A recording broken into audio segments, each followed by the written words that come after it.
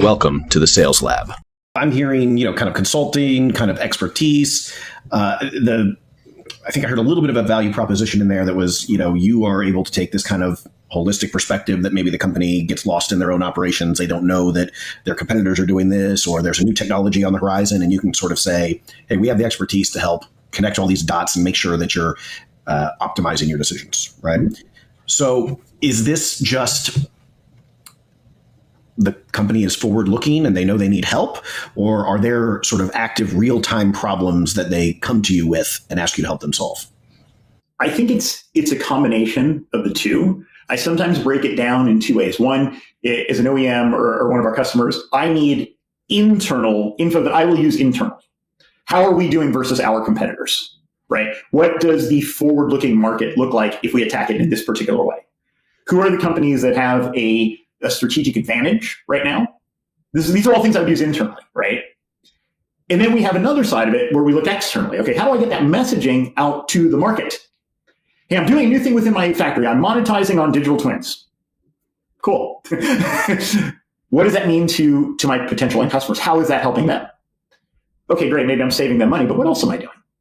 Maybe I'm more efficient. Maybe I'm doing things that are more sustainable. Maybe it's allowing me to do more generative design and work at a much faster pace than I did a year ago, 2 years ago, right? That's the kind of thing I'm going to communicate then out to my potential new customers, right? So I look at it is really we're doing both of those things. Okay. And then can you kind of walk us through a typical sales engagement with a customer? Because it seems very conceptual, right? You're not walking in with a widget. You're not walking in with a thing to show them. You're walking in with sort of the promise to increase value. Where does that conversation start? Who are you talking to? Is it one person in the buying committee? Is it a large group? Just kind of all of those details. My favorite engagements are the ones where, so we have a lot of syndicated research. I think we have 34, 35 different verticals of things that we can get into. My favorite engagement is the one where maybe we have a customer that subscribes to mine, and I'll do a deep dive on my customer. What are they doing? They have a particular product or feature set. This is how they're going to market. And I'll take a look at that, and I'll have a conversation internally first with our team. We'll say, hey, here's what they're doing. What could we propose to them that's going to make what they're doing even more effective and make them even more successful? How can they gain market share? And so we'll bat that around a bit. And then I'll come back to the customer. Now, a lot of times, it could be anyone. I could be talking to someone if it's a bigger company, they have what's called analyst relations, right? And so that might be our first place. But in some cases, it might be the CTO. It might be the VP of marketing. It might be the CMO. It could be any number of people who are engaged in this conversation. But those are my favorite, is when we come out to them and we say, hey, we have an idea here that's going to make you even more effective. And I think it does a couple things. One, to me, those are super interesting.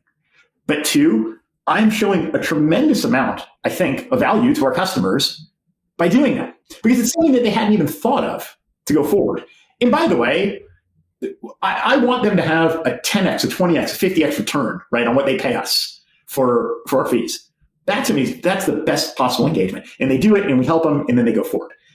We are doing some projects right now like that, particularly around AI, which is really, really hot right now. Immersive engineering is another. Digital security and robotics are probably four of the really big ones that we're seeing right now.